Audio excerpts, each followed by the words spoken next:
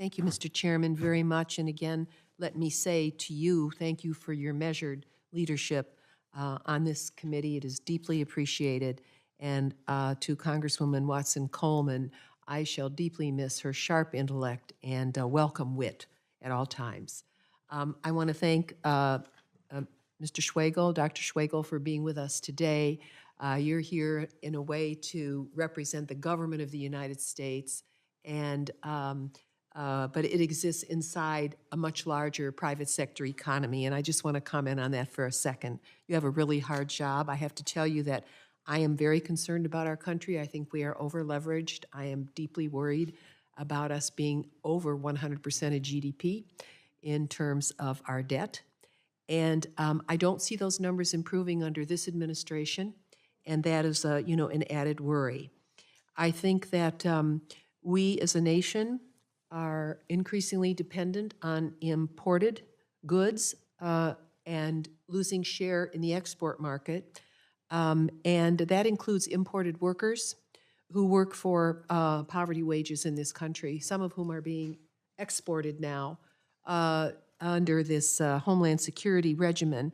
But we have a lot of things imbalanced in this economy. We are not creating enough wealth here at home. And our people are being squeezed on wages and the cost of living. I had a cousin call me this morning. She goes, "Hey, Marcy, I found hamburger. It was $5.61 per pound, except you got to buy 5 pounds. And if you try to buy 1 pound, it's $8. And people are feeling this price squeeze. But this goes back a long way. It's like a snowball that just keeps going down the hill and getting worse.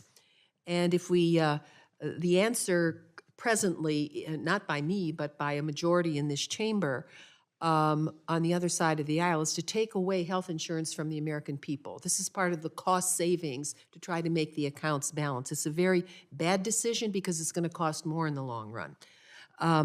If you look at the U.S. debt as a measure of over the last year, has it gotten better or worse? It's gotten worse. We've added another, I think, what, 2 trillion, 1 trillion, whatever it is. The big bad bill, or whatever you want to call it, didn't help there. Our U.S. debt is going up, and our trade deficit is going up. That means we are importing more. It's shocking to think that 75% of the vegetables and fruits in this country are imported.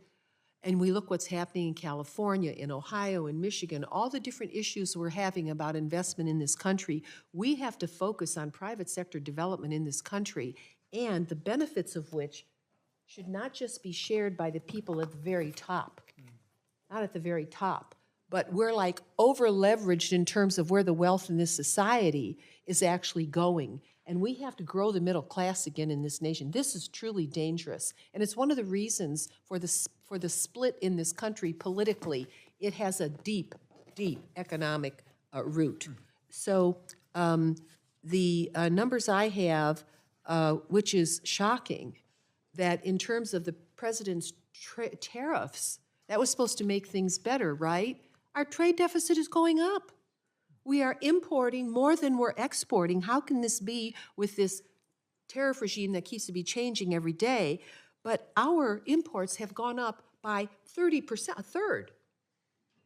So it's not working. We're going into deeper debt. We're importing more. It's harder for companies to invest in this country, and we have to figure out a better regime to work in the global market, but not penalize the American people, because we're trying to compete with penny wage labor in other places, including this continent, but around the world. So I think the president has to fine-tune his tariff policy, because it's hurting us, it's not helping us. And in terms of the where the debt comes from, I'm going to put this on the record because it's important. If you look back, basically, let's not blame parties, or I can do that easily, but our wars weren't paid for. And if you look at in which administrations, going back to the Reagan administration, who added the trillions of dollars to the debt? And I'm going to say the names. President Reagan, $2 trillion to the debt, wasn't paid for. Okay, Bush 2, tax cuts, $8 trillion, all right? Trump tax cuts in the last administration, $2 trillion, and that's going up already. So it's probably going to be 4 to 7 million. I don't know where it's going to end.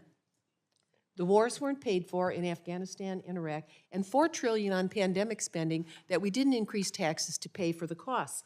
So one can